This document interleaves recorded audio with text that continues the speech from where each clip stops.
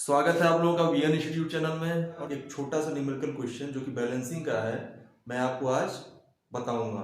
Question है 1 metre radius पर 50 Newton के भार को बैलेंस करने के लिए उसके ही घूर्णन तल में तथा 50 सेंटीमीटर की विपरीत त्रिज्या पर कितने भार की आवश्यकता होगी। ये क्वेश्चन है और ये फिगर बना हुआ है। यहाँ पे ये फिगर बना हुआ है, ये सेंटर है। यहां से R1 डिस्टेंस पे एक वेट है, नॉट मास, वेट है W1 equal to 50 Newton. R1 है 1 मीटर, 1 मीटर है, इसको हम चेंज कर लेंगे तो हो जाएगा 100 सेंटीमीटर। इसी के विपरीत दिशा में, इसी प्लेन में, इसीलिए इसी प्लेन में हमने बनाया है फिगर। सेम प्लेन में इसके अपोजिट डायरेक्शन में 50 सेंटीमीटर के रेडियस पे कितने लोड की आवश्यकता होगी, कितने लोड की जरूरत होगी, मींस W2 फाइंड आउट करना है। इसको हम निकालते हैं। आप जानते हैं कि सेम प्लेन में बैलेंस करने के लिए सिंगल अनबैलेंस मास के लिए M1 R1 equal to M2 R2। Single unbalance mass को बैलेंस करने के लिए उसी प्लेन में अगर बैलेंस करना हो तो M1 R1 is equal to होता है M2 R2। अब आप एक फार्मूला जानते हैं W is equal to mg। चूंकि we know weight is equal to mass into gravity, तो W1 इज इक्वल टू हो जाएगा M1 इंटू जी, चूंकि जी तो कांस्टेंट है, and W2 is equal to M2 into g. यहां से M1 इज इक्वल टू हो जाएगा W1 बाई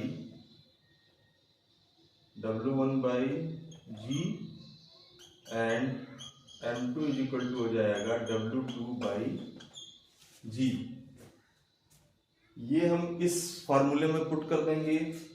M1 की जगह पे लिख देंगे, इसको 1 मान ले तो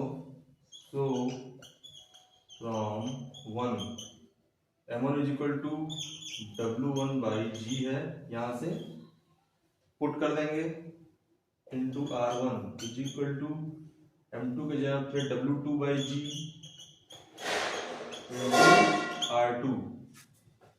फ्रॉम 1 M1 की जगह पे W1 by G into R1 और M2 की जगह पे W2 by G into R2। G cancel हो जाएगा। अब वैल्यू हम कर देंगे, क्योंकि यहाँ पर W1 है 50 न्यूटन, R1 है 100 सेंटीमीटर, W2 फाइंड आउट करना है एंड R2 है 50 सेंटीमीटर। पुट कर देंगे वैल्यू। W1 के जगह पे हम लिख देंगे, दिया हुआ है 50 newton into R1 is equal to 100 centimetre is equal to W2 find out करना है इंटू 50 सेंटीमीटर। यहां से 50 कैंसिल हो जाएगा और सेंटीमीटर भी कैंसिल हो जाएगा। W इज इक्वल टू हो जाएगा 100 newton. W is equal to 100 newton, ये आंसर आ जाएगा। मीन्स यहाँ पे W2 is equal to 100 newton का लोड लगाना पड़ेगा, का भार लगाना पड़ेगा।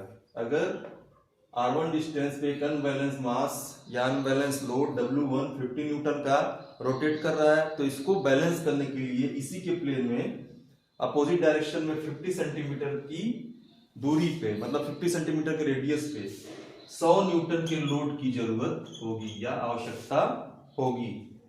आंसर ये बहुत ही आसान क्वेश्चन है, ना समझने वाला तो कोई इसमें बात ही नहीं है। अगर फिर भी नहीं समझ में आया हो, कोई प्रॉब्लम होगा तो कमेंट बॉक्स में पूछ सकते हैं। और मेरा पहले वाला वीडियो जाके देखिएगा कि सिंगल अनबैलेंस मास है, उसको उसी प्लेन में बैलेंस करने के लिए हम क्या फार्मूला यूज करते हैं। Thank you very much.